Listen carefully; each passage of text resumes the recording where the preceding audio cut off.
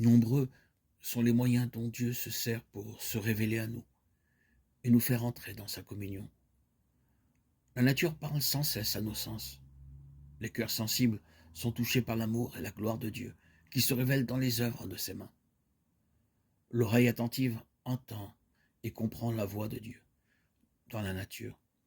Les prairies verdoyantes, les arbres majestueux, les boutons et les fleurs, le nuage fugitif, la pluie, le murmure du ruisseau, la splendeur du ciel.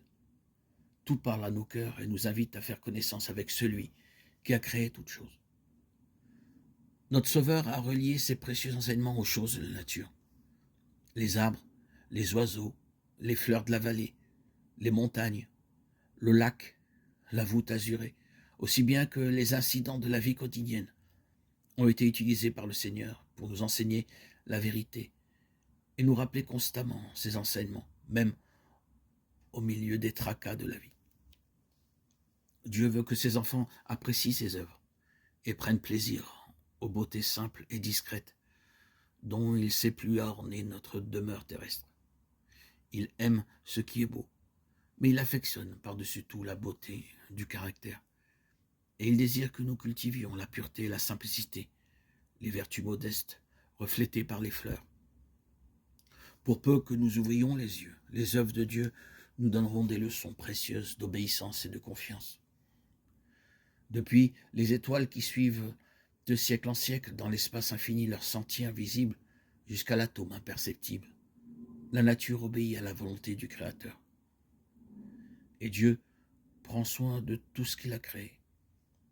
Celui qui soutient les mondes innombrables, dont il lui a plu de parsemer l'immensité, s'occupe en même temps du petit passereau qui fait entendre son humble chant.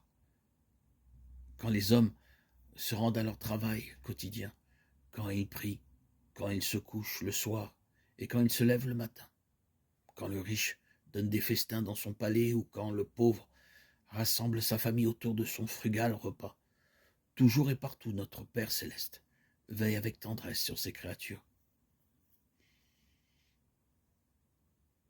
Il ne coule pas de larmes qui échappent à son regard. Il n'est pas de sourire qu'il ne remarque. Si nous voulions croire en lui, que d'angoisses inutiles pourraient nous être épargnées. Notre vie ne serait pas une suite de désappointements.